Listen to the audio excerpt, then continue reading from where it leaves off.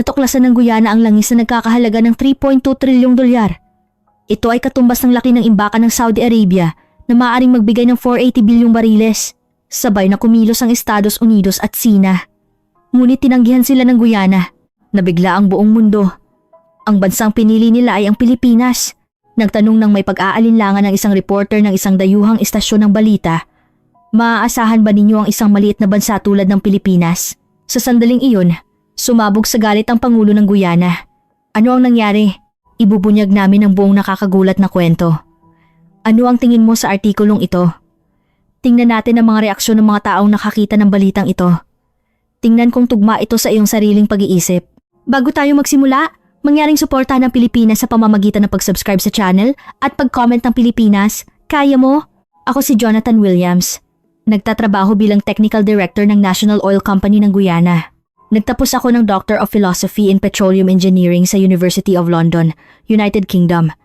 At nagtrabaho ako sa mga pangunahing kumpanya ng langis sa ibang bansa sa loob ng 15 taon. Pagkatapos, bumalik ako para sa aking inang bayan. Ang Guyana ay isang maliit na bansa na may populasyong 820,000, matatagpuan sa hilagang silangan ng Timog Amerika na nakaharap sa karagatang Atlantiko. Kami ay naging kolonya ng Britanya sa loob ng 153 taon. Nagtrabaho ang lolo ko sa taniman ng tubo at muntik na siyang mamatay sa minahan ng ginto. Nakalaya kami noong 1966, ngunit nagpatuloy ang kahirapan. Mas maliit ang aming gross domestic product kaysa sa isang lalawigan ng Pilipinas. At kalahati ng aming mga mamamayan ay nabubuhay sa talan $5 kada araw. Sa kabila nito, natuklasan ng langis sa amin. Ito ay eksaktong 2 taon na ang nakalipas. Nagmamadaling pumasok sa tanggapan ng Pangulo ang Ministro ng Marine Resources. Hawak niya ang isang ulat ng paggalugad. Kagalang-galang, kumpirmado na. Nanginginig ang boses ng ministro. Maaari itong magbigay ng 480 bilyong bariles. Biglang tumahimik ang silid ng pulong. Ang dami ng 480 bilyong bariles ay sapat para mabuhay ang buong populasyon sa loob ng 2,000 taon. Ang laki nito ay katumbas ng Ghawar Field sa Saudi Arabia. Ngunit may mali. Walang nagalak. Walang sigawan o palakpakan. Tahimik na tumingin ang Pangulo sa labas ng bintana at nakayuko ang Treasury Secretary. Uminom ako ng tubig gamit ang nanginginig na kamay dahil alam namin kung ano ang mangyayari sa amin sa sandaling malaman ng mundo ang balitang ito. Sa screen ng silid ng pulong, ipinapakita ang breaking news mula sa isang internasyonal na istasyon ng balita. Patuloy ang krisis sa ilalim ng rehimeng Venezuela. Nakakuha ang konsorsyum ng mga kumpanya ng Amerika ng karapatan sa pamamahala ng Orinoco Oil Field. Nangyari ito 3 buwan pa lamang ang nakalipas. Kalahating buwan pagkatapos i-anunsyo ng Venezuela ang pagtaas ng produksiyon ng langis. Naglabas ng pahayag ang U.S. State Department na susuportahan nila ang pagbabalik ng demokrasya. At pagkatapos ng 10 araw, ang karapatan sa pagmimina at pamamahala ng langis ng Venezuela ay napunta sa mga kumpanya ng enerhiya ng Amerika. Ang tanging bumalik sa mamamayan ng Venezuela ay pitong $800 milyon kada taon sa ilalim ng pangalan ng Stabilization Fund na hindi umabot sa 4% ng kita ng oil field. Binuksan ng Pangulo ang kanyang bibig. Nakalabas na ba ang ulat ng paggalugad? Hindi pa. Ngunit ang paggalaw ng drilling ship ay tiyak na nakita ng satellite. Ito ay usapin lang ng oras. Kung gayon, wala tayong oras. May halo ng pag-asa ang boses ng Pangulo. Hindi ako nakatulog noong gabing iyon. Naglakad ako sa bayan ng Georgetown. Tahimik pa rin ang bayan. Ang mga tindera sa palengke, ang mga driver ng taxi, ang mga guro wala pa silang alam, ngunit malalaman nila sa lalong madaling panahon. Sa isang kapihan, narinig ko ang isang matanda na nakikipag-usap sa kanyang apo. Apo, noong bata pa ako, may nakita ring ginto rito. Ano ang nangyari noon? Ang naiwan lang ay mga burol na puno ng butas at mga ilog na marumi. Ibinigay lang namin ang lupa. Tanong ng apo. Kung gayon, iba na kaya ngayon kapag may langis? Hindi makasagot ang matanda. Hindi rin ako makasagot. Makalipas ang 3 araw, naging magulo ang hangganan. Nagsimulang dumagsa ang mga refugee mula sa Venezuela. Ang mga tao ay dumarating sakay ng truck, bus at maging naglalakad. Sa checkpoint, umiyak ang isang babae. Mangyaring tanggapin ninyo kami. Wala na kaming maipakain sa aming mga anak. Ano ang nangyari sa Venezuela? Kinuha ng mga dayuhang kumpanya ang buong nayon namin. Sabi nila, proteksyon sa pasilidad ng langis. Hindi na kami pinabalik sa aming mga bahay. Sabi ng asawa niya, ang bayad? Ang bayad? Wala kami nakuha ni isang sentimo. Kumampi na sa mga dayuhang kumpanya ang gobyerno. Wala kaming mga mamamayan. Nang marinig ko ang mga salitang iyon, kumalabog ang puso ko. Maaaring iyon ang aming kinabukasan. Nagkaroon ng mga refugee camp sa buong hangganan. Dumating ang 10,000 doon. Marami pa akong narinig na kwento. Sabi ng isang matanda. Noong panahon ng tatay ko, mayaman kami dahil sa langis. Ang Venezuela ang pinakamayamang bansa sa Timog Amerika. Kailan po iyon? 60 taon na ang nakalipas. Simula noon, naghihirap na lang kami. Bakit po nangyari iyon? Napuno ng luha ang mata ng matanda dahil kinuha ng mga kumpanya ng langis ang lahat.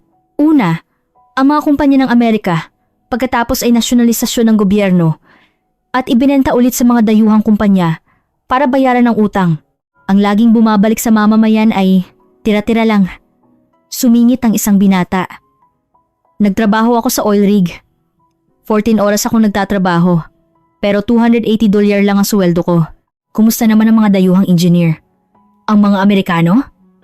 Sila ay $12,000 kada buwan. Parehong trabaho. Kapag nagreklamo ka, kinabukasan, sisante ka na. Napakahalaga ng trabaho. Kaya tiis lang. Habang naglilibot sa kampo ng mga refugee, naisip ko, ito marahil ang aming kinabukasan. Nagkaroon ng pagtitipon sa malaking plaza sa Georgetown. Libo-libo ang nagtipon. Nakasulat sa banner, hindi kami magiging Venezuela. Sumigaw ang isang estudyante na may hawak na mikropono. Ang langis ay hindi isang pagpapala. Pinatunayan na ng kasaysayan. Tingnan ng Nigeria. Tingnan ng Angola.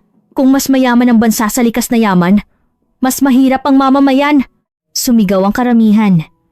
Sabi ng kinatawan ng Unyon ng Manggagawa, ang henerasyon ng aming mga magulang ay nagtrabaho sa ilalim ng mga kumpanya ng Britanya. Ang henerasyon namin ay nagtrabaho sa ilalim ng mga kumpanya ng Canada. Gusto ba ninyong magtrabaho kami ulit sa ilalim ng mga kumpanya ng Amerika? Hanggang kailan kami magiging mga manggagawa ng ibang bansa? Kinagabihan, nagpulong ang cabinet sa isang emergency meeting. Sabi ng Pangulo, nasa kalye na ang mamamayan. Panahon na para magdesisyon tayo.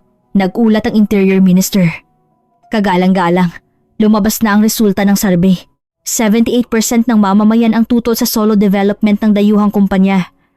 91% ang nagsasabing dapat itayo ang refinery sa loob ng bansa. Umiling ang Finance Minister.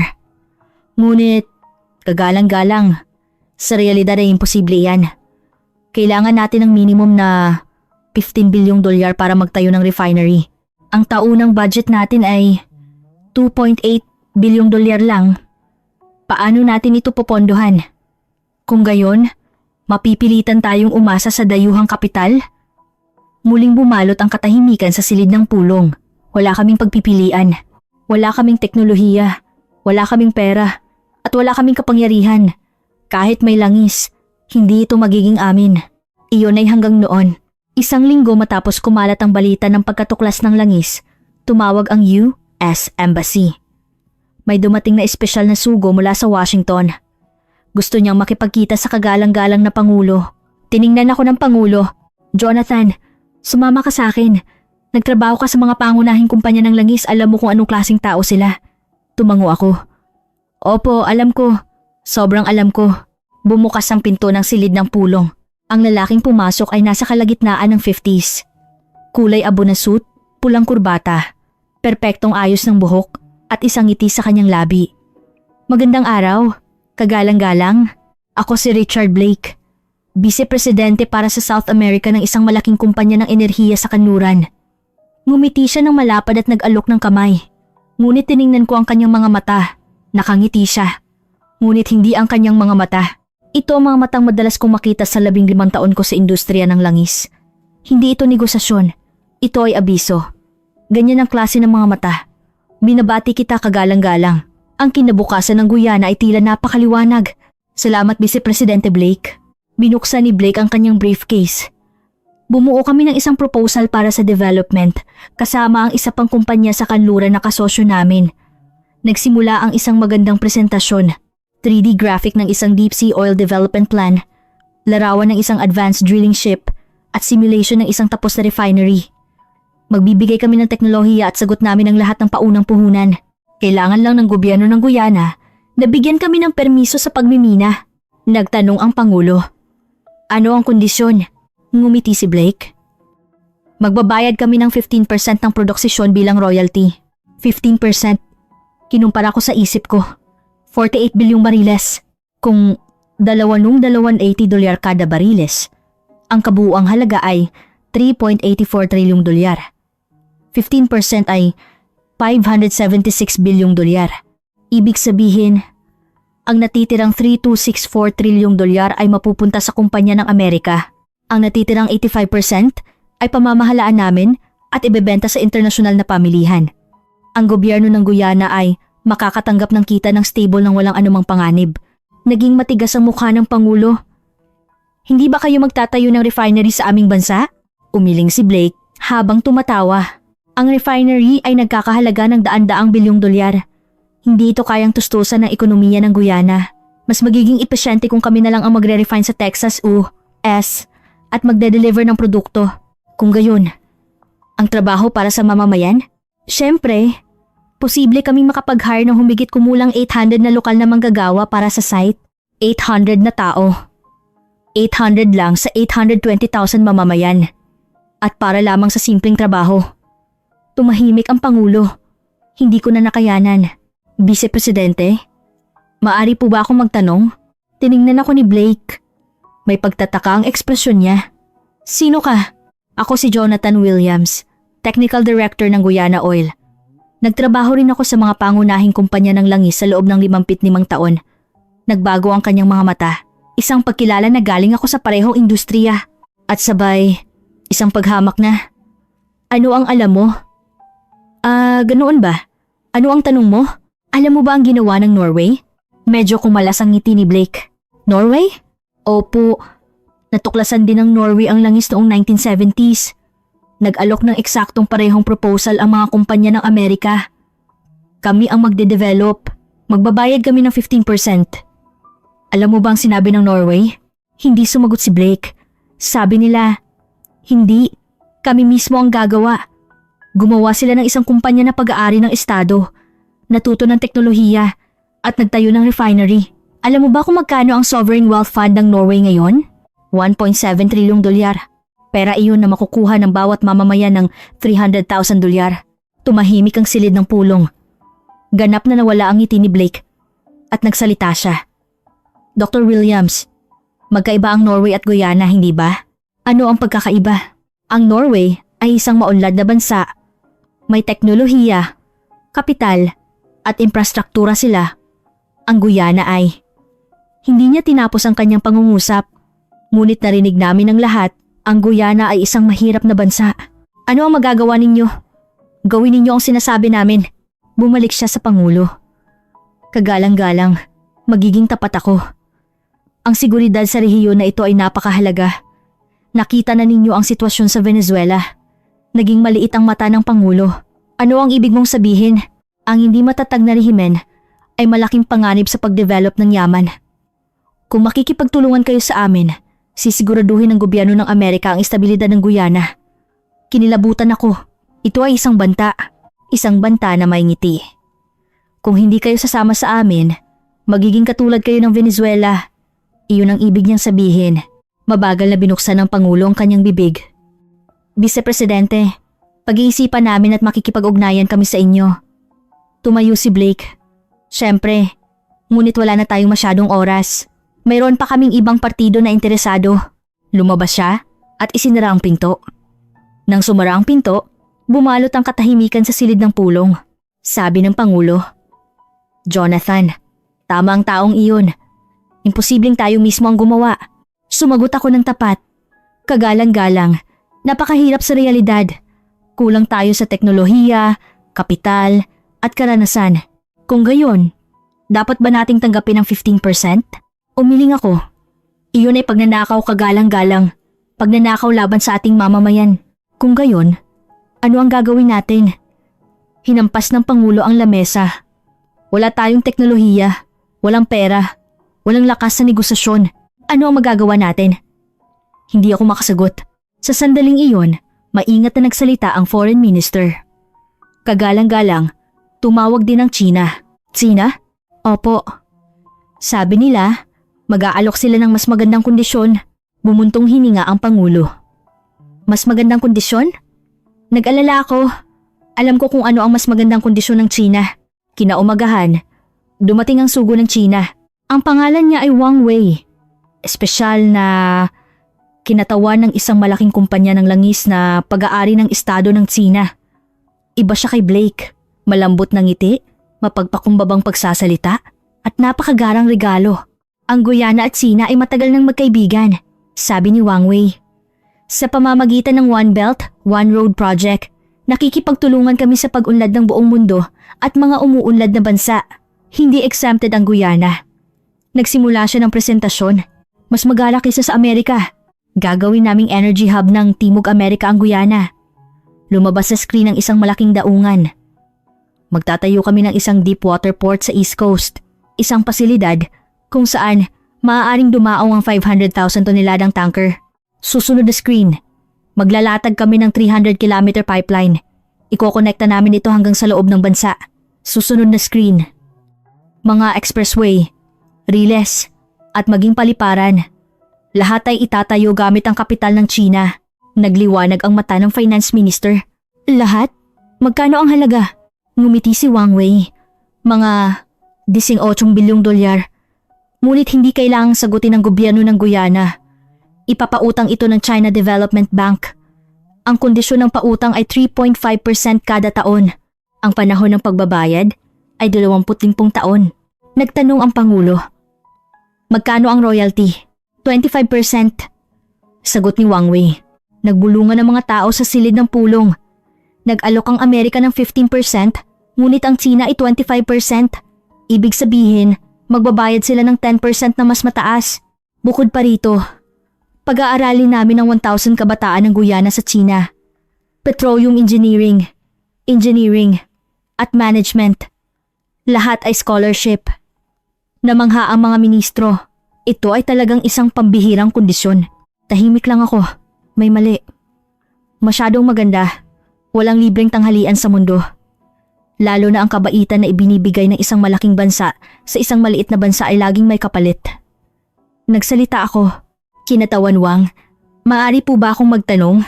Tumango si Wang Wei na may ngiti pa rin. Siyempre, Dr. Williams, kung pagsasamahin ng 18 bilyong dolyar na pautang at ang interes, magkano ang kabuuang babayaran? Medyo kumalas ang ngiti ni Wang Wei. Kung kukuwentahin, mga 21 bilyong dolyar. Magkano ang kailangan nating bayaran kada taon sa loob ng 25 taon? Mga 0.1 bilyong dolyar kada taon. Nagulat ang finance minister. Ang taunang budget ng gobyerno natin ay 8 bilyong dolyar at gagamitin ang 1.1 bilyong dolyar para sa pagbabayad ng utang. Ngunit may kita naman tayo sa langis, hindi ba? Sapat iyon. Nagtapon ako ng susunod na tanong. Paano kung bumagsak ang presyo ng krudo? Iwinagayway ni Wang Wei ang kanyang kamay. Hindi mangyayari iyon. Bumagsak ang presyo ng krudo mula timpol 110 dolyar hanggang timpot 8 dolyar kada bariles, 8 taon na ang nakalipas. Iyon ang panahon na bumagsak ang ekonomiya ng Venezuela. Paano kung mangyari ulit iyon? Ganap na nawala ang ngiti ni Wang Wei. Iyon ay kailangang pag-usapan ulit. Paano ninyo nakipag-usap ulit sa Sri Lanka? Naging yelo ang silid ng pulong. Alam ng lahat ang tungkol sa Sri Lanka. Ang daungan na itinayo gamit ang pera ng Sina, ngunit dahil hindi nabayaran ng utang, isinuko ito sa Sina sa loob ng 99 taon. Ngumiti si Wang Wei. Ang Sri Lanka ay isang espesyal na sitwasyon. Iba sa Guyana. Ano ang pagkakaiba? Nagkamali ng pamamahala ang Sri Lanka. Ang Guyana ay may langis, hindi ba? Tumango ako. Opo, may langis. Kaya mas delikado ito. Ano ang ibig mong sabihin? Kung hindi namin mabayaran ang utang, hindi lang ang daungan ang kukunin ninyo, pati na rin ang oil field, hindi ba? Naging malamig ang mata ni Wang Wei, ngunit mabilis na bumalik ang ngiti. Dr. Williams, masyado kang negatibo. Kami ay magkasosyo. Kung hindi umunlad ang Guyana, hindi rin kikita ang China. Hindi ako sumagot. May natutunan ako sa 15 taon ko sa industriyang ito. Ang taong pinakamadalas gumamit ng salitang kasosyo ay siyang pinakamapanganib. Nang matapos ang pulong at umalis si Wang Wei, bumuntong hininga ang Pangulo. Ang Amerika ay nagbabayad ng 15% at nagbabanta. Ang China ay nagbabayad ng 25% ngunit nagtatayo ng bitag ng utang, sabi ng Foreign Minister. Hindi ba mas maganda pa rin ang China? 10% ang mas mataas ang babayaran nila. Umiling ako. Ministro, tiningnan ba ninyo ng maigi ang kondisyon ng China? Ano ang problema? 15 taon ng operasyon ng daungan, 14 taon ng operasyon ng pipeline, at ang refinery ay joint operation. Maganda iyan, hindi ba? Joint operation? Tiningnan ba ninyo ang istruktura ng pag-aari? China 70%, Guyana 30%. Kami ang minority shareholder. Wala kaming desisyon. Nagdilim ang mukha ng finance minister. Kung gayon, kukunin nila ang lahat. Opo. Ang Amerika ay kukuha ng lantaran. Ang China ay kukuha ng nakangiti. Iba lang ang paraan. Tumitingin ang Pangulo sa labas ng bintana. Jonathan, maging tapat ka. Mayroon pa ba tayong ibang pagpipilian? Isang pangatlong daan? Kinagat ko ang labi ko. Ang video na nakita ko sa refugee camp ay lumitaw sa aking isip. Pilipinas. Ang bansang yumaman kahit walang langis. Ang bansang gumagawa ng mga barko na hindi kayang gawin ng Amerika. Kagalang-galang, may gusto akong imbestigahan. Ano? Ang Pilipinas. Tinaasan ako ng kilay ng Pangulo. Pilipinas? Ang maliit na bansa sa Asia? Opo. Ang teknolohiya ng Pilipinas sa dagat ay sinasabing pinakamahusay sa mundo. At huminga ako ng malalim at sinabi, ang Pilipinas, kahit naging isang malaking bansa, ay sinasabing hindi kailanman sumalakay sa ibang bansa. Tumahimik ang silid ng pulong. Mabagal na sabi ng Pangulo. Mayroon bang ganoong bansa? Aalamin ko. Kagalang-galang, naghalungkat ako ng mga dokumento. Kung mas marami akong nalaman tungkol sa Pilipinas, mas lalo akong namangha. Nagdusa ang Pilipinas sa digmaan at pananakop. Noong 1950s, nasa kalagitnaan pa sila ng pagbangon at ang GDP per capita ay $150. Mas mahirap sila kaysa sa maraming bansa sa Africa. Ngunit ngayon, ang GDP per capita ay $3,600. Ang ika, $0 pinakamalaking ekonomiya sa mundo. Isang bansa na lumaki ng 24 beses sa loob ng 70 taon. At ito ay ginawa nila nang walang kahit isang patak ng langis o isang dakot ng natural gas. Paano ito naging posible? Inimbestigahan ko ang industriya ng Pilipinas. Maritime engineering. Ang Pilipinas ay dominado ang 43% ng pandaigdigang merkado ng paggawa ng barko, lalo na sa sektor ng high-value vessel. Ang kanilang share sa liquefied natural gas LNG. Carrier ay 94%. Sa malalaking container ship ay 62%. At sa offshore platform ay 58%. Mas lalo kong sinuri ang tungkol sa LNG carrier. Ang LNG carrier ay isang barko na nagdadala ng likidong natural gas sa 160 degrees Celsius. Ito ay sasabog kung magkakamali ng kaunti ang temperatura. Ang pinakapinong teknolohiya sa mundo ang kailangan. Halos walang bansa ang kayang gumawa nito. Hindi kaya ng Amerika. Ang Britanya at China ay nagsisimula pa lang dahil sa kakulangan sa teknolohiya. May mga bansa na gumagawa nito noon, ngunit nawala ang halos lahat ng merkado dahil sa dominasyon ng Pilipinas. Ang Pilipinas lang ang kayang magtayo ng mahigit 100 LNG carrier kada taon. At ang mas tiningnan ko pa ay ang Floating Production Storage and Offloading FPSO Facility, ang FPSO. Isang pasilidad na lumulutang sa dagat, nagmimina ng langis, nag-iimbak at naglo-load sa ibang barko. Hindi na kailangan pang maglatag ng pipeline sa lupa. Isang perpektong teknolohiya para sa isang bansa tulad ng Guyana. Hinokontrol ng Pilipinas ang 61% ng pandaigdigang merkado ng FPSO. Inimbestigahan ko rin ang Philippine Maritime Engineering Corporation. Ang PMEC, isang kumpanya na pag-aari ng gobyerno ng Pilipinas, nagpapatuloy sila ng oil development projects sa 23 bansa sa buong mundo. Iraq, Vietnam, Indonesia, Peru, Colombia, lahat ay umuunlad na bansa tulad namin. Hinanap ko ang kanilang mga pagsusuri, panayam sa opisyal ng enerhiya ng Vietnam. Turing sa amin ang Pilipinas ay pantay na kasosyo. Hindi nila itinago ang teknolohiya at pantay naming hinati ang kita. At higit sa lahat, tinupad nila ang kanilang pangako, panayam sa ministro ng Iraq. Pumasok ang Pilipinas pagkatapos ng digmaan. Habang tumatakas ang ibang bansa dahil sa panganib, nanatili ang Pilipinas at tinuruan nila ang aming mga kabataan ng teknolohiya. Ngayon, 35% ng mga operator ng aming oil facility ay nag-aral sa Pilipinas. Panayam sa Ministro ng Enerhiya ng Peru, nag-alok muna ang Tsina. Ngunit pinili namin ang Pilipinas. Nais ng Tsina na magtayo ng daungan at kunin ang 20 taon ng operasyon. Ang Pilipinas ay nagtayo ng daungan at nag-alok na ilipat ang teknolohiya sa kondisyon na magiging ganap na pag-aari ng Peru pagkatapos ng 30 taon. Habang binabasa ko ang mga dokumento, hindi ko mapigilan ang pagluha. Mayroon palang ganoong bansa. Isang bansa na pinipili ang kooperasyon, hindi ang pagsalakay. Isang bansa na nagbibigay, hindi kumukuha. Kinaumagahan, nagmadali ako papunta sa tanggapan ng Pangulo. Kagalang-galang, natagpuan ko na. Binasa ng Pangulo ang aking ulat. Nagbago ang kanyang ekspresyon habang binubuklat ang bawat pahina. Totoo ba ito? Lahat po ay na-verify na data. Ang Pilipinas, kaya ba nilang gawin ito? Ilipat ang teknolohiya at pantay na hatiin ang kita? Opo, kagalang-galang. At may isa pa, binuksan ko ang huling pahina. Ang lakas militar ng Pilipinas. Lakas militar? Ang Pilipinas ay kasalukuyang ika-5 sa mundo sa lakas militar. 500,000 sa hukbong katihan, 70,000 sa hukbong pandagat, 65,000 sa hukbong panghimpapawid, 400 fighter jet, 20 destroyer at submarine. Lumalaki ang mata ng Pangulo. Sapat iyan para sakupin tayo. Opo. Ang isang dibisyon lang ng Armed Forces of the Philippines ay kayang kontrolin ang buong Guyana. Ngunit bakit hindi sila sumasali? Huminga ako ng malalim at sumagot. Ang Pilipinas ay hindi kailanman sumalakay sa ibang bansa mula noong 1950s. Mahigit 70 taon na. 70 taon? Opo.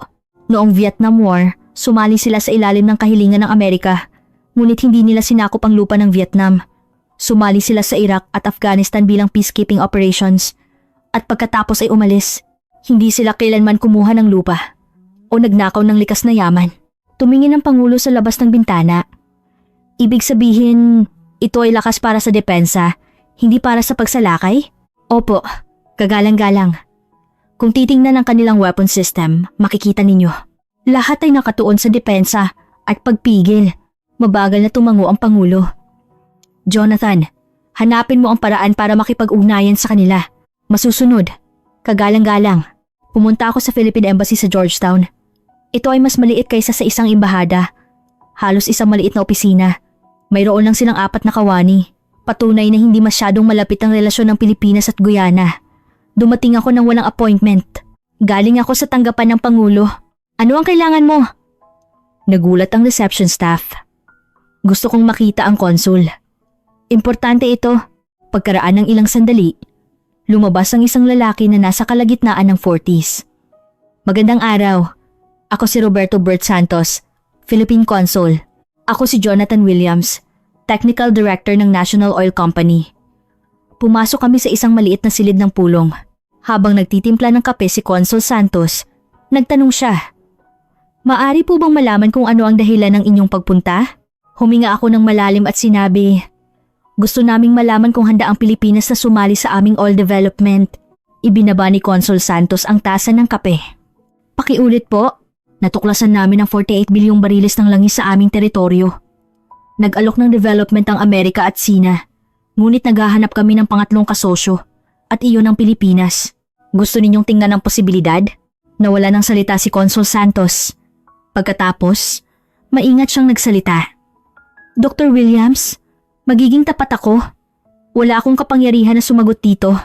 Ito ay desisyon ng gobyerno sa Maynila. Alam ko po. Kaya hinihiling ko na iparating mo ito sa kanila. Siyempre. Ngunit maaari po ba akong magtanong ng isa? Sipo, bakit Pilipinas? Ang Amerika at Tsina ay may mas malaking kapital at karanasan, hindi ba? Inilabas ko ang inihanda kong mga dokumento. Hindi namin kailangan ng tagapamahala. Kailangan namin ng kasama. Ang Pilipinas ay isang malaking bansa na hindi sumasakop. Patuloy ko. Hindi sila kailanman sumalakay sa ibang bansa sa loob ng 17 taon. Isang bansa na may lakas ngunit hindi kumukuha. May teknolohiya ngunit hindi nagmomonopolya. Isang bansa na naghahangad ng kita ngunit hindi nanlilinlang. Ganoong uri ng kasosyo ang kailangan namin. Lumambot ang mata ni Consul Santos. Iuulat ko ito sa Maynila. Sa lalong madaling panahon. Salamat.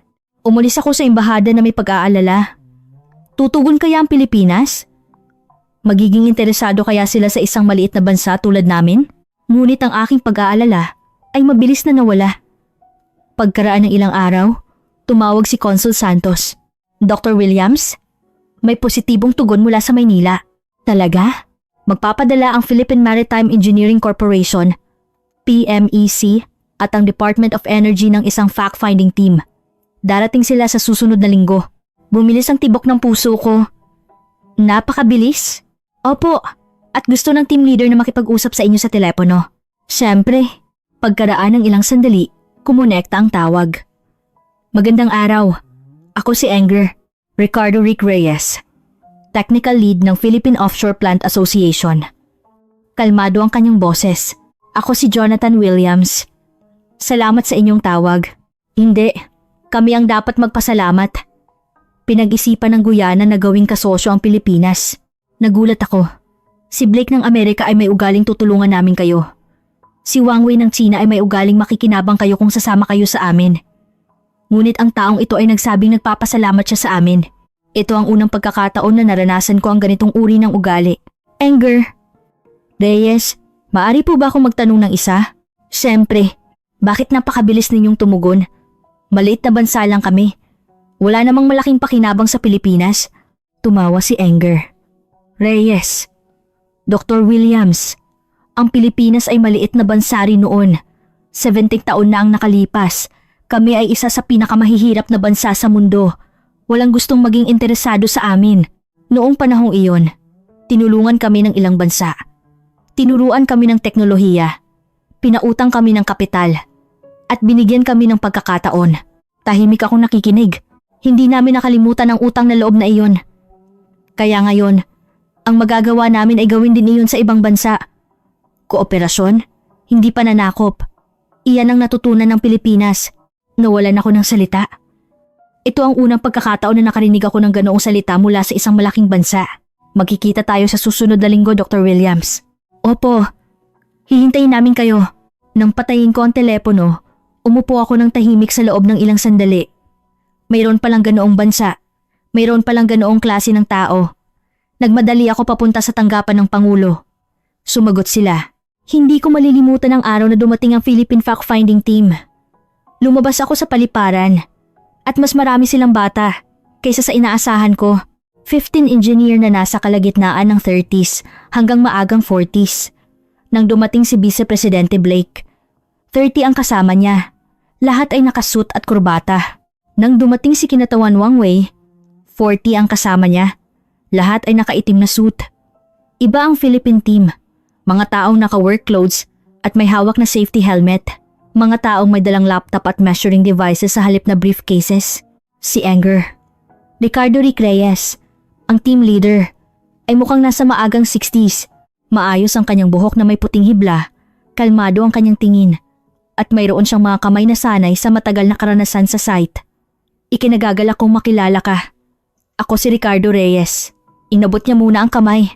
Williams po. Welcome to Guyana. Hindi. Kami po ang nagpapasalamat sa pagkakataong ito. Sa kotse papunta sa hotel, nagtanong si Enger. Reyes, Dr. Williams, ano ang schedule bukas? May meeting sa Pangulo sa umaga at sa hapon ay may site inspection sa drilling area. Gaano katagal ang biyahe papunta sa drilling area sakay ng bangka? 2 oras sakay ng helicopter. Tumango si Enger. Reyes, kung gayon, maaari po ba kaming mag-briefing ngayong gabi? Gusto namin pag-aralan muna ang geological data bago kami pumunta sa site. Nagulat ako. Hiniling ni Blake ang reservation sa pinakamahusay na restaurant sa Guyana sa unang gabi. Hiniling ni Wang Wei na makita ang tradisyonal na pagtatanghal sa unang gabi. Gusto ni Enger, Reyes, na magtrabaho sa unang gabi. Siyempre, ihanda ko ang mga dokumento. Kinagabihan, nagsimula ang briefing sa meeting room ng hotel. Ipinaliwanag ko ang geological data ng Stabroek Block. Ang average na lalim ng tubig ay 2,400 metro. Ang ilang bahagi ay umaabot sa 2,800 metro. Tumango si Enger. Reyes, ang tinatayang reserba ay 48 bilyong bariles. Ang kalidad ng krudo ay 32-degree gravity light crude. Itinaas ng isa sa mga Pilipinong engineer ang kanyang kamay. Ano ang target na recovery rate? Sa kasalukuyan, Ang pagtatansya ng Amerika ay 65%. Kumunot ang noo ng engineer. 65%? Bakit napakababa? Nag-aalangan ako. Iyon ang average na recovery rate para sa deep sea oil. 60-70%. Sumingit si Enger. Reyes, Dr. Williams, sa teknolohiya ng Pilipinas, posible ang hanggang 85%. Paifenjapasu? Opo, kung gagamitin ang enhanced oil recovery. Na teknolohiya, may karagdagang gastos na $4 kada bariles. Ngunit dahil tumataas ng 20% ang recovery, kumikita pa rin. Kinumpute ko. 20% ng 48 bilyong bariles ay 9.6 bilyong bariles. Kung $80 kada bariles, iyon ay $768 bilyong, mga 40 trilyong piso. Iyon ang perang nawawala sa amin. At isa pa, binuksan ni Enger. Reyes ang kanyang laptop. Ito ang plano para sa pag-aayos ng FPSO facility. Sa lugar na ito, mas angkop ang FPSO kaysa sa onshore pipeline. Lumitaw ang isang malaking istruktura na parang barko. Ito ang FPSO facility. Lumulutang ito sa dagat, nagmimina ng krudo, nag-iimbak at naglo-load sa ibang barko. Hindi na kailangang kumonekta sa lupa. Kaya ninyong gawin ang ganoon? Ngumiti si Enger. Reyes, hindi lang kaya. 61% ng FPSO facility sa mundo ay ginawa ng Pilipinas. Nawalan ako ng salita. Natapos ang briefing lampas 11 ng gabi. 4 na oras kaming nag-technical discussion nang walang tigil. Ang mga Pilipinong engineer ay nagtanong ng matatalinong tanong. At ang mas nakakagulat pa, ay naaalala nila ang mga pangalan ng aming mga technician. Carlos, maaari mo bang ipakita ulit ang reservoir pressure data na sinabi mo kanina? Maria, kahanga-hanga talaga ang analysis mo sa current pattern. Sinabi ng aming mga technician, pagkatapos na ito ang unang pagkakataon na naramdaman nila na sila ay tinatrato bilang tao. Tinawag kami ni Blake na locals. Tinawag kami ni Wang Wei na kasosyo, ngunit ang kanyang mga mata ay parang nakatingin sa isang utusan. Ang Philippine team ay tinuring kaming mga kasamahan. Kinaumagahan, nagkaroon ng meeting sa Pangulo. Nagtanong ang Pangulo, Enger, Reyes, anong kondisyon ang gusto ng Pilipinas? Binuksan ni Enger. Reyes ang mga dokumento. Linawin muna natin. Hindi gusto ng Pilipinas ang karapatan sa pagmimina. Tumahimik ang silid ng pulong. Inaalok namin ang technology provision at joint operation. Ang karapatan sa pagmimina ay mananatili sa gobyerno ng Guyana at ang Pilipinas ay sasali bilang kasosyo sa teknolohiya. Kumislap ang mata ng Pangulo. Hindi ninyo kukunin ang karapatan sa pagmimina? Opo. Sa halip, inaalok namin ang paraan ng pagbabahagi ng kita mula sa produksisyon, ang porsyento. Sumagot si Enger. Reyes, Guyana 70%, Pilipinas 30%. Nagbulungan ng mga tao sa silid ng pulong. Sabi ng Amerika, 15%. Sabi ng Tsina, 25%. Sabi ng Pilipinas, 70% ang babayaran. Nagtataka ang Finance Minister. Pwede namin kunin ng 70%? Seryoso ba kayo? Siyempre, ito ay likas na yaman ng Guyana. Tatanggap kami ng 30% na kita bilang kabayaran sa pagbibigay ng teknolohiya at kapital. Maingat na nagtanong ang Pangulo. Ang refinery? Itatayo namin ito sa Guyana. Magtatayo kami ng 400,000 bariles kada araw na pasilidad. Ang halaga ay tinatayang $6.5 bilyong gamit ang teknolohiya ng Pilipinas. Ipapautang ito sa inyo ng Philippine Policy Finance Institution at maaari ninyong bayaran gamit ang kita sa langis. Ang interes ay 1.8% kada taon. Ang panahon ng pagbabayad ay 25 taon. Muling nagbulungan ng mga tao sa silid ng pulong. Nag-alok ang China ng 3.5%. Ang Pilipinas ay halos kalahati nito. Nagtanong ako, paano kung hindi namin mabayaran ang utang? Diretsong sumagot si Enger. Reyes, pag-uusapan ulit namin. Hindi kukuha ng collateral ang Pilipinas. Bakit? Hindi ba mas makikinabang ang Pilipinas kung kukunin ninyo tulad ng Sri Lanka? Nanahimik si Enger. Reyes sa loob ng ilang sandali at pagkatapos ay nagsalita. Dr. Williams, mahirap din ang Pilipinas noon. Sa mga nakaraang krisis sa ekonomiya, muntik nang bumagsak ang bansa. Noong panahong iyon, nagkolekta ang mamamayan ng ginto at singsing para bayaran ang utang. Alam namin kung gaano kahirap ang mabaon sa utang. Tumahimik ang silid ng pulong. Gusto namin ng pangmatagalang partnership. Hindi panandalian kita. Kung mabagsak ang Guyana, lugi rin ang Pilipinas. Kung yumaman ang Guyana, makakapagbigay ang Pilipinas ng stable na supply ng langis. Napuno ng luha ang mata ng Pangulo. Anger. Reyes, bakit ginagawa ito ng Pilipinas? Hindi ko talaga maintindihan. Tahimik na sumagot si Anger. Reyes, naranasan din namin ang kolonyalismo. Ang bansa namin ay nasira dahil sa digmaan.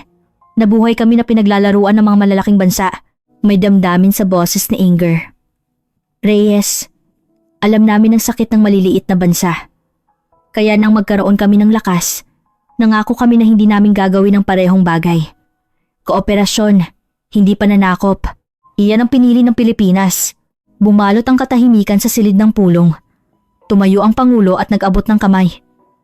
Anger, Reyes, pag-iisipan namin na sasagutin namin kayo. Siyempre, maglaan kayo ng oras. Kinabukasan matapos umalis ang Philippine team, nagkaroon ng bagyo. Una, muling lumitaw si Richard Blake ng Amerika. Hindi na siya nakangiti. Nabalitaan ko na nakipag-ugnayan kayo sa Pilipinas kagalang-galang. Iniisip namin ang ilang pagpipilian. Naging malamig ang mata ni Blake. Maging tapat ako, ang Pilipinas ay kaalyado ng Amerika. Ngunit iba ang isyu ng seguridad sa enerhiya. Ano ang ibig mong sabihin? Ang yaman sa rehiyon na ito ay direktang konektado sa seguridad ng Western Hemisphere. Kung sasali ang Pilipinas, magiging komplikado ito. Naging matigas ang mukha ng Pangulo. Banta ba iyan? Babala lang. Kagalang-galang. Alam mo na ang nangyari sa Venezuela kung mali ang mapipili. Hindi niya tinapos ang pangungusap, ngunit malinaw ang ibig sabihin. Pagkaalis ni Blake, bumisita si Wang Wei. Kagalang-galang, narinig ko na nag-alok ng magandang kondisyon ng Pilipinas. Ngumiti si Wang Wei. Kagalang-galang, dapat nating tingnan ang realidad. Ang Pilipinas ay sa huli ay nasa ilalim ng impluwensya ng Amerika. 28,500 sundalo ng Amerika ang nakabase sa Pilipinas, hindi ba? Maaari bang labagin ng Pilipinas ang kalooban ng Amerika? Ano ang sinasabi mo? Kung makikipagkontrata kayo sa Pilipinas, mapupunta lang din iyon sa kontrol ng Amerika. Hindi ba mas madali kung makikipag-ugnayan na lang kayo sa China mula sa simula? Malamig na sumagot ang Pangulo.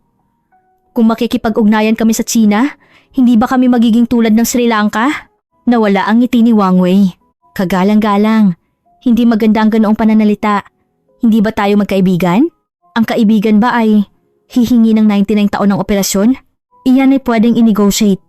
Maaari itong paikliin sa 18 taon. 80 taon pa rin? Tumayo si Wang Wei.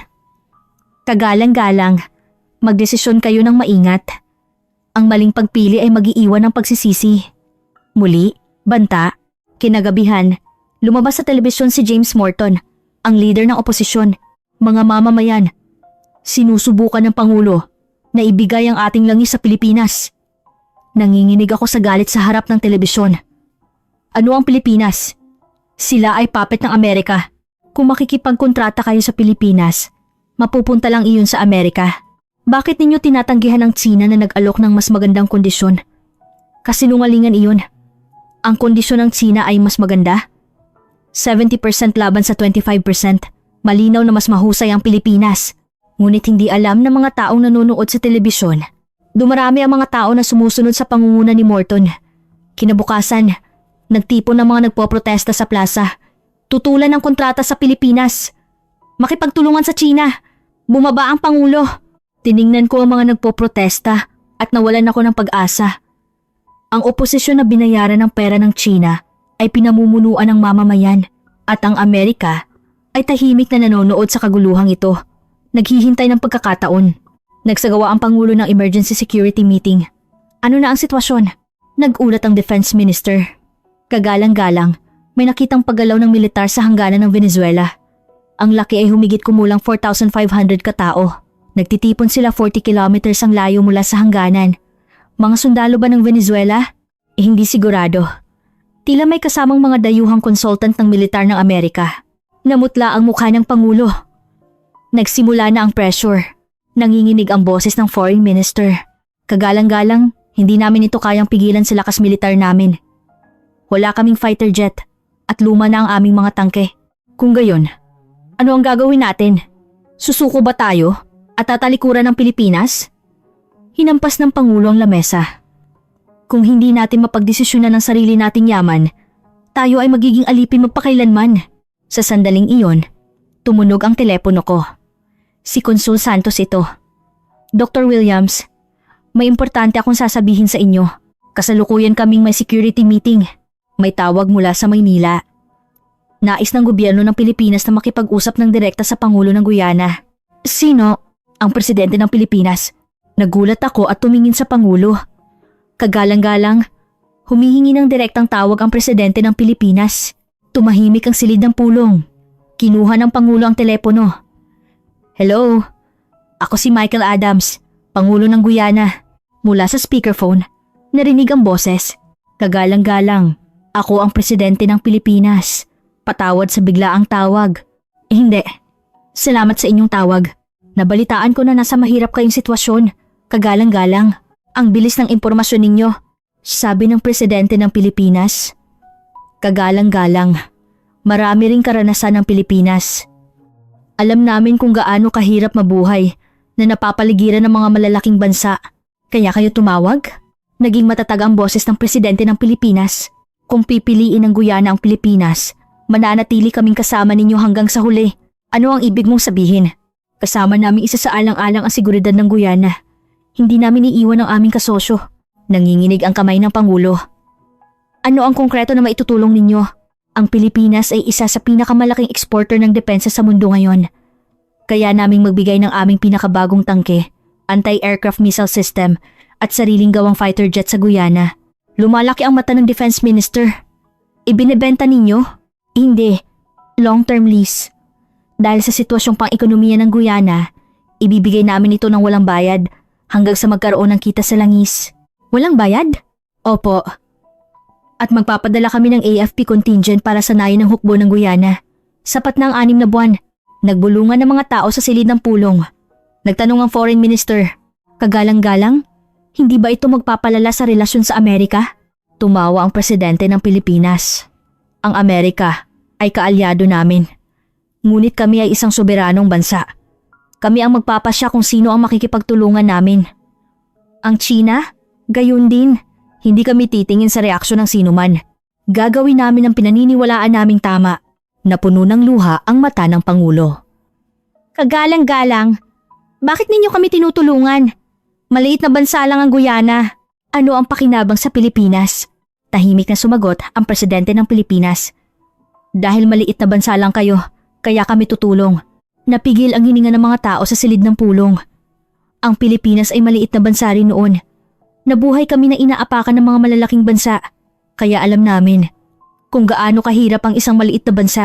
May katapatan sa boses ng presidente ng Pilipinas. Nagkaroon kami ng lakas. Ang lakas na iyon ay hindi namin gagamitin para mangibabaw sa ibang bansa, kundi para protektahan sila. Iyan ang natutunan namin. Nang matapos ang tawag, nanahimik ang silid ng pulong sa loob ng ilang sandali. Mabagal na binuksan ng Pangulo ang kanyang bibig. Nagkamali ako sa isang bagay. Ano po iyon, kagalang-galang? Inakala ko na pare-pareho ang lahat ng malalaking bansa, na ang mga may kapangyarihan ay gagamitin lang ang mahina. Tumingin ang Pangulo sa labas ng bintana. Iba ang Pilipinas. May lakas sila ngunit hindi nila ginagamit. May teknolohiya sila ngunit hindi sila nagmomonopolya. Maingat na nagtanong ang Finance Minister. Kagalang-galang, pipiliin ba talaga ninyo ang Pilipinas? Hindi tatahimik ang Amerika. Matatag na sumagot ang Pangulo. Alam ko. Ngunit ngayon, hindi na tayo mag-isa lalaban. Kasama natin ang Pilipinas. Tiningnan ako ng Pangulo. Jonathan, ihanda mo ang kontrata sa Pilipinas. Yumuko ako. Masusunod, kagalang-galang, kinagabihan, bumisita ako sa libingan ng tatay ko. Nagtrabaho si tatay sa mga pangunahing kumpanya ng langis sa ibang bansa sa loob ng 30 taon. Nagtrabaho siya para sa mga dayuhang kumpanya sa minahan ng ginto at oilfield ng Guyana. May sinabi siya bago siya namatay. Jonathan, darating ang araw na magtatayo tayo ng paaralan para sa ating mga anak gamit ang sarili nating langis. Hanggang doon, tiisin mo. Ngunit huwag kang magpapatalo. Umiyak ako sa harap ng libingan. Tatay, sa wakas, natagpuan ko na ang bansang iyon. Isang malaking bansa na hindi sumasakop. Isang bansa na nagbibigay, hindi kumukuha. Ang Pilipinas. Umihip ang hangin, parang sumasagot si tatay. Mahusay anak. Pagkaraan ng ilang araw, nag-anunsyo ang Pangulo sa harap ng mamamayan. Mga mamamayan, ngayon, mag-aanunsyo ako ng isang mahalagang desisyon. Nagtipo ng 10,000 mamamayan sa mga plaza sa buong bansa. Daan-daang libo ang nanonood sa telebisyon at radyo. Pinili ng Guyana ang Pilipinas bilang kasosyo sa pagdevelop ng Stabroek Oil Field. Biglang tumahimik ang plaza. At pagkatapos, sumabog ang sigawan. Pilipinas! Pilipinas! Nagpatuloy ang Pangulo. Hindi na tayo pamamahalaan ng malalaking bansa. Magtatayo tayo ng sarili nating kinabukasan kasama ng isang pantay na kasosyo. Bumuhos ang palakpakan. Ginagarantiya ng Pilipinas ang 70% ng kita para sa atin. Ililipat nila ang teknolohiya. Pag-aaralin nila ang ating mga kabataan. Magtatayo sila ng refinery sa ating lupa. Umabot sa langit ang sigawan. At ang pinakamahalaga, iginagalang tayo ng Pilipinas. Tinitingnan nila tayo bilang kasosyo, hindi kolonya. Napuno ng luha ang mata ng Pangulo. Simula ngayon, lalakaran ng Guyana ang isang bagong landas. Hindi na tayo bansa na sinasakop, kundi isang bansa na kasamang lumalaki. Umalingaw-ngaw ang sigawan. Ngunit alam ko, ang tunay na labanan ay magsisimula pa lang. Kinabukasan matapos ang anunsyo, naglabas ng breaking news ang isang internasyonal na istasyon ng balita. Pagpili ng Guyana sa Pilipinas, nagdudulot ng tensyon sa rehiyon. U.S. State Department, nagpahayag ng malalim na pag-aalala. Nagulat din ng isang British broadcasting station. Ang isang pabigla-biglang desisyon ng Guyana ay nagbabanta sa seguridad ng Western Hemisphere. Naglabas din ng komentaryo ang state-run media ng China. Pinili ng Guyana ang Pilipinas, isang puppet ng Amerika. Sa huli, mapupunta lang iyon sa kontrol ng Amerika. Inatake kami ng lahat ng media sa mundo.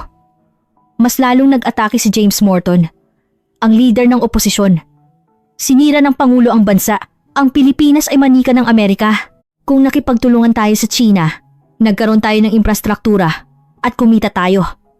Muling dumagsa ang mga nagpoprotesta sa plaza. Tutulan ang kontrata sa Pilipinas. Patalsikin ng Pangulo. Lumalala ang sitwasyon. Sa sandaling iyon, tumawag ang isang British broadcasting station. Pangulo, humihingi kami ng panayam. Tumutol ako. Kagalang-galang, media sila ng kanluran. Puro tanong na pabor lang sa kanila ang itatanong nila. Ngunit umiling ang Pangulo. Jonathan, kung tatakas tayo, mas lalo tayong malulugi. Dapat nating harapin ito. Nanunood ang buong mundo. Dapat nating sabihin kung bakit namin pinili ang Pilipinas. Sa araw ng panayam, dumating si James Hamilton, isang puting lalaki na nasa kalagitnaan ng 50s, na may matalim na tingin at isang mapang-asar na ngiti sa kanyang labi. Nang makita ko ang ekspresyon niya, alam ko, dumating ang lalaking ito para pagtawanan kami. Nagsimula ang kamera. Kagalang-galang na Pangulo, magsisimula tayo sa isang simpleng tanong. Nagsalita si Hamilton. Ang Guyana ay isang maliit na bansa na may populasyong 820,000. Ang inyong GDP ay mas mababa pa sa 1% ng Pilipinas. Sa sitwasyong ito, ano ang dahilan bakit tinanggihan ninyo ang alok ng Amerika at Sina at pinili ang Pilipinas? Kalmadong sumagot ang Pangulo. Dahil ang Pilipinas ang nag-alok ng pinakamahusay na kondisyon. Ano ang pinakamahusay na kondisyon? Ang pagbabahagi ng kita ay 70,030. Ang Amerika ay nag-alok ng 15% at ang China ay nag-alok ng 25%. Tumawa ng pilit si Hamilton. Hindi ka pani-paniwala ang 70%. Bakit mag-aalok ng ganoong magandang kondisyon ng Pilipinas? Mayroon ba silang tinatagong intensyon? Naging matigas ang mukha ng Pangulo. Tinatagong intensyon? Opo. Ang Pilipinas ay sa huli ay kaalyado ng Amerika. Kung makikipagkontrata kayo sa Pilipinas, hindi ba mapupunta lang iyon sa kontrol ng Amerika? Kinuwom ko ang kamao ko. Hindi ito tanong, kundi insulto. Ngunit kalmado ang Pangulo.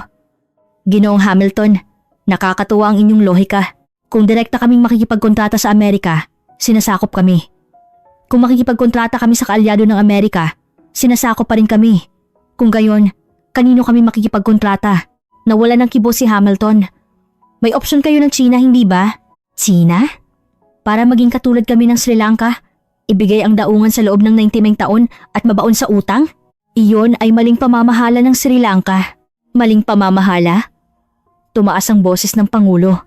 Nagbibigay ang sina ng pautang na hindi kayang bayaran at kinukuha ang ari-arian kapag hindi nabayaran. Iyan ang esensya ng One Belt, One Road. Bakit kami papasok sa bitag na iyon? Lumipat si Hamilton sa ibang tanong. Kung gayon, bakit hindi ninyo isinaalang-alang ang mga bansang Europeo o iba pang bansa sa Asya? Wala silang inalok. Ang Britanya, ang Guyana ay bansa ng Commonwealth. Hindi ba mas natural na makipagtulungan sa Britanya? Direktang tiningnan ng Pangulo si Hamilton. Britanya? Opo. Mabagal na binuksan ng Pangulo ang kanyang bibig. Ginoong Hamilton, alam mo ba kung ano ang ginawa ng Britanya sa amin? 153 taon. Ang boses ng Pangulo ay naging mababa. 153 taon. Ginawa kaming kolonya ng Britanya. Ang aming mga ninuno ay nagtrabaho bilang mga alipin sa taniman ng tubo. Namatay sila sa minahan ng ginto. Ang tubo at ginto na iyon ay dinala sa London. Ang naiwan sa amin ay kahirapan. Walang kalsada, walang paaralan, walang ospital. Umalis lang kayo pagkatapos maghukay ng butas sa aming lupa. Naging matigas ang mukha ni Hamilton. Ginoong Hamilton, maari mo bang itanong ulit kung ano ang ginawa ng Britanya sa amin?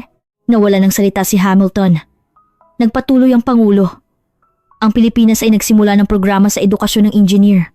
Sa loob lamang ng isang taon, nagpadala sila ng 500 kabataan sa Pilipinas para mag-aral. Nagsimula na ang pagtatayo ng refinery. Nangako sila na magtatayo ng 50 ospital at nagsimula na ang konstruksyon. Nag-apoy ang mata ng Pangulo. Ang hindi ginawa ng Britanya sa loob ng 153 taon, sinimula ng Pilipinas sa loob ng isang taon. Dapat pa rin ba naming piliin ang Britanya? Nagbago ng tanong si Hamilton. Ngunit hindi ba mapanganib ang umasa sa isang maliit na bansa tulad ng Pilipinas?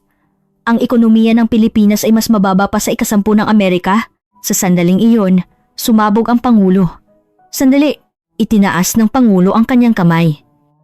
Ginoong Hamilton, maliit na bansa ang Pilipinas? Sa anong aspeto? Alam mo ba kung pangilan ng Pilipinas sa GDP sa mundo? Ika, 12. Mas mataas kaysa sa Britanya. Namula ang mukha ni Hamilton. Alam mo ba kung pangilan ng Pilipinas sa shipbuilding sa mundo? Una, ang Pilipinas ang gumagawa ng LNG carrier na hindi kayang gawin ng Amerika. Hindi rin kayang gawin ng Britanya. Palakas ng palakas ang boses ng Pangulo. Alam mo ba kung pangilan ng Pilipinas sa semiconductor industry? Una, ang mga smartphone at computer na ginagamit ninyo ay may mga bahagi mula sa Pilipinas. Hinampas ng Pangulo ang lamesa. Ginoong Hamilton, ano ang gusto mong ituro sa amin? Ano ang ginawa ng inyong bansa sa amin sa loob ng 150 taon? Sinakop at kinuha ang lahat. Nanginginig ang boses ng Pangulo. Ang Pilipinas ay nagtayo ng paaralan, nagtayo ng ospital, at nagturo ng teknolohiya sa loob lamang ng isang taon. Nagbigay sila ng kinabukasan sa aming mga kabataan. Tiningnan ng Pangulo ang kamera. At ngayon, dumating ka at sinasabi mo, maliit na bansa ang Pilipinas? Mapanganib ang umasa sa Pilipinas? Tumayo ang Pangulo. Huwag mo kaming pakialaman. Kami ang magpapasya kung sino ang makikipagtulungan namin. Hindi ang iyong bansa. Ganap na nawala ng salita si Hamilton. Natapos ang panayam at kumalat ang video sa buong mundo. 80 milyong views sa isang araw, 150 milyon sa 48 oras. Bumaha ang mga komento. Ang Pangulo ng Guyana ay isang alamat. Binasag ang dayuhang reporter. Ang Pilipinas ay talagang kamanghamanghang bansa. Maliwanag niyang sinabi ang tungkol sa kolonyalismo. Bumuhos ang mensahe ng suporta mula sa buong Timog Amerika. Presidente ng Peru, palakpakan para sa tapang ng Guyana. Presidente ng Colombia, pag-iisipan din namin ang kooperasyon sa Pilipinas. Tumawag din ng Ecuador, Bolivia at Paraguay. Gusto rin namin makipagtulungan sa Pilipinas. Ganap na bumaliktad ang sitwasyon at inilabas ang decisive blow. Inilantad ang ebidensya ng China lobby ni James Morton, ang leader ng oposisyon, ang mga dokumento na inilabas ng gobyerno. Ang detalye ng $8 dolyar na ipinadala sa kanyang account mula sa isang Hong Kong shell company. Larawan ni Morton na nakikipagpulong sa isang opisyal ng malaking kumpanya ng langis na pag-aari ng estado ng China sa Beijing. At ang recording, kung mapapatalsik mo ang Pangulo, magbibigay pa kami ng 300 milyon. Nagalit ang buong mamamayan. Traidor! Dapat siyang makulong. Naaresto si Morton sa paliparan habang tumatakas. Lumabas ang resulta ng survey. 93% na suporta sa pagpili sa Pilipinas. 89% na suporta sa Pangulo. Nanalo kami. Pagkaraan ng 3 buwan, dumating ang unang FPSO facility mula sa Pilipinas. 340 metro ang haba. Isang malaking offshore plant na kasing laki ng 3 football field. Gawa ito ng Pilipinas, sabi ni Enger. Ricardo Reyes, ang barkong ito lang ay kayang mag-produce ng 200,000 bariles kada araw. Tumingin ako sa malaking istruktura at hindi ko mapigilan ang pagluha. Ang aming kinabukasan ay lumulutang doon. Pagkaraan ng 6 na buwan, na-produce ang unang krudo. Nang ilipat ang unang bariles mula sa FPSO facility patungo sa tanker, pumalakpak ang lahat ng nasa site. Nagyakapan ng mga Pilipinong engineer at ang mga Guyanese worker. Hinawakan ni Enger. Reyes ang kamay ng isang Guyanese engineer. Congratulations, ito pala ang simula. Umiyak ang Guyanese engineer. Salamat. Maraming salamat. Nandoon ako. Sa 52 taon ng buhay ko, ito ang unang pagkakataon na nakita ko ang ganoong eksena. Ang isang tao mula sa isang malaking bansa ay tinatrato ng pantay ang isang tao mula sa isang maliit na bansa. Kooperasyon, hindi pananakop. Pagbabahagi, hindi pagsasamantala. Pagkaraan ng 1 taon, natapos ang refinery.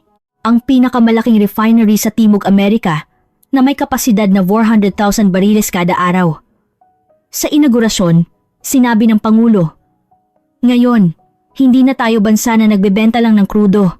Tayo ay bansa na nagre-refine at gumagawa ng produkto. Ang unang na-produce na refined gasoline. Ano ang unang produkto na ginawa gamit ang gasolina iyon? Ito ay gasolina na ibinigay ng walang bayad sa mga refugee ng Venezuela." Umiyak ang isang refugee. "Mas marami pang langis ang bansa namin, ngunit wala kaming pera para bumili ng gasolina." Ang Guyana ay nagsisimula pa lang, ngunit nagbabahagi na sila sa mga refugee. Ano ang pagkakaiba? Umiling ang refugee. Iba ang kasosyo. Pinili nila ang isang kasosyo na kasamang lumalaki. Hindi isang kasosyo na sumasamsam. Inanunsyo ang unang kita. Sa kabuang $28 bilyong na kita, $19.6 bilyong o 70% ay napunta sa gobyerno ng Guyana ayon sa kontrata. 7 beses na mas mataas kaysa sa aming taunang budget. Nag-anunsyo ang Pangulo. Ano ang gagawin natin sa perang ito? Nakikinig ang mamamayan. Magtatayo tayo ng 200 paaralan. Umalingaw-ngaw ang sigawan. Magtatayo tayo ng 50 ospital. Sumabog ang palakpakan. Ang lahat ng mamamayan ay magkakaroon ng libreng pangangalagang pangkalusugan. Nagsimulang umiyak ang mga tao. At higit sa lahat, napuno rin ng luha ang mata ng Pangulo. Magbibigay tayo ng kinabukasan sa ating mga kabataan. Ang mga engineer na nag-aral sa Pilipinas ay umuuwi na. Sila ang magiging pundasyon ng bansang ito. Hindi tumigil ang palakpakan. Pagkaraan ng 2 taon, inanunsyo ng 7 bansa sa Timog Amerika na gagamitin nila ang Guyana-Pilipinas model. Peru, Colombia, Ecuador, Bolivia, Paraguay, Suriname at French Guiana. Lahat ay nagsimula ng kooperasyon sa Pilipinas. Nagbago ang tono ng media sa mundo. Major U.S. Newspaper. Pilipinas. Nagbigay ng bagong modelong kooperasyon sa Timog Amerika. Koeksistensiya at koprosperidad. Hindi pananakop. Economic Expert Journal, ang Guyana-Pilipinas Model. Bagong paradigma sa development ng yaman, paglipat ng lokal na teknolohiya at pantay na pagbabahagi ng kita. Isang internasyonal na istasyon ng balita. Nakuha ng Pilipinas ang hindi. Napansin ng Amerika at Sina. Diplomasya ng tiwala at respeto. Sa huli, kinilala rin ng Amerika. O.S. State Department spokesperson. Iginagalang namin ang pagpili ng Guyana. Ang Pilipinas ay isang mapagkakatiwalaang kasosyo. Umalis din ang China. Nagsimula ang malalaking kumpanya na pag-aari ng estado ng China na umalis sa Timog Amerika dahil hindi na gumagana ang estratehiya ng bitag ng utang. Tatapusin ko na ang liham na ito. May gusto akong sabihin sa mamamayan ng Pilipinas. Hindi lang ninyo ibinigay sa amin ang teknolohiya sa langis, ibinigay ninyo ang pag-asa. Ang pag-asa na ang isang maliit na bansa ay maaaring mabuhay ng may dignidad. Ang pag-asa na ang isang bansa ay maaaring umunlad kahit walang langis. At ang pag-asa na mayroon talagang isang malaking bansa sa mundong ito na hindi nananakop. Nang matuklasan namin ang langis, Nakaramdam kami ng takot. Ngunit mula nang makilala namin ang Pilipinas, ang takot ay napalitan ng pag-asa. Hindi na namin itinuturing na sumpa ang aming likas na yaman dahil alam namin na kasama ng Pilipinas, ang likas na yaman ay maaaring maging tunay na pagpapala. Ang tatay ko ay nagtrabaho sa ilalim ng mga dayuhang kumpanya sa buong buhay niya. May sinabi siya bago siya namatay. Jonathan, darating ang araw na magtatayo tayo ng paaralan para sa ating mga anak gamit ang sarili nating langis. Tatay, dumating na ang araw na iyon dahil sa Pilipinas. Sa huli, mamamayan ng Pilipinas, mayroong dalawang uri ng malalaking bansa sa mundo. Ang isa ay pumapasok at kumukuha. Ang isa ay pumapasok at nagiiwan ng isang bagay. Sa loob ng 150 taon, ang una lang ang nakita namin. Hanggang sa makilala namin kayo. Kayo ang pangalawang uri ng malaking bansa. Isang malaking bansa na hindi nananakop. Isang malaking bansa na nagbabahagi, hindi kumukuha. Kami ay kasama ninyo. Ito ang nakakagulat na kwento ni Jonathan Williams, Technical Director ng Guyana National Oil Company. Sana ay maipakita ng video na ito kung anong klaseng bansa ang Pilipinas sa mundo. Hindi lang ang semiconductor ang dapat nating ipagmalaki. Isang bansa na nagbabahagi, hindi kumukuha. Isang malaking bansa na hindi nananakop. Iyan ang Pilipinas. Kung nagustuhan mo ang kwentong ito, paki-subscribe at i-like. Maraming salamat.